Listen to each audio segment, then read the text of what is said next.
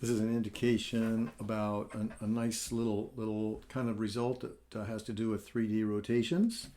So the claim is we got two vectors v1 and v2. In the diagram here, v1 is this thing and v2 is this thing, these little guys right here. And for any third non-zero vector v that makes the same angle with v1 and v2, in this case I've got this vector v, and it makes the same angle with v1 and v2. v1 and v2, by the way, are like x equals y and x equals negative y. They're on the xy plane.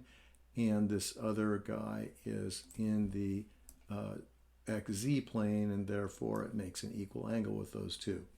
So the claim is there is a cone with v as its central axis that has v1 and v2 on its sides. So there is our central axis of our cone, there is our cone, and there is one of our vectors, there's our other vector. This really makes sense because the angle between the central axis and each of these guys is the same, and so it does make sense that there would be a cone with those guys on the sides of the cone. Okay, so now what I'm going to do is I'm going to rotate the cone. By the way, I have x, y, and z in the space origin, right at the origin of the cone. So I'm going to take and rotate the cone to put this guy over here. So here goes.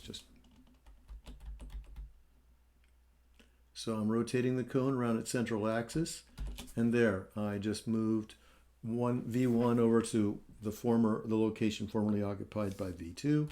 Now I'll just move them back. Okay, so this is an example of what's going on. Okay, so now what you can do is go with a different line that is also same angle, but I'll just pick a particular one that's of interest here. This particular one, the angle, the central line is really the x-axis. So you'll notice the x-axis is where the center of the cone is. The cone is a little bit, sort of like steeper, but again, those two vectors are right there on the sides of the cone. And so once again, I'm going to take v1, I'm going to rotate the cone so that it occupies the position formerly occupied by v2, and you'll notice, by the way, that the z-axis and the y-axis both obviously rotate with, at the same time. And so here we're moving everything all the way around, and there we've got what was v1 now where v2 is, and now I'll just go ahead and move it back to where it started. Again, I'm just rotating around the central axis of the cone. Okay, so we can now kind of have a little bit more of an extreme example here. Here I've made the central axis almost closer to the z-axis. So we've got this central axis of the cone.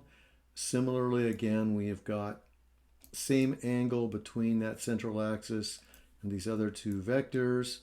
But and now I'm going to go ahead and do the same operation. I'm going to just rotate around the central axis of the cone just like before. I'm going to take this guy, which is once on the cone, and this guy, which is also on the cone, and we're just going to go rotate it around. And you'll notice that the z-axis is moving a little bit, but it's not moving too terribly far away from where it started out because the rotational axis of the cone is close to the z-axis. So now we'll go ahead and put that guy back. And finally, sort of almost a degenerate case, I'm going to pick my cone central axis to be exactly the z-axis.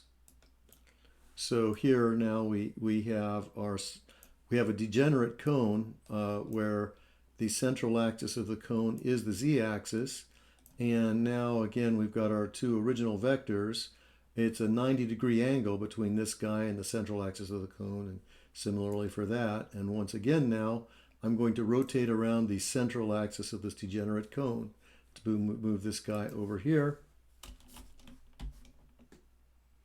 And you'll basically see now the z-axis hasn't moved. What was the x-axis goes to the positive y-axis. What was the positive y-axis goes to the negative x-axis. Now I'll move it back again. Okay? So there you go.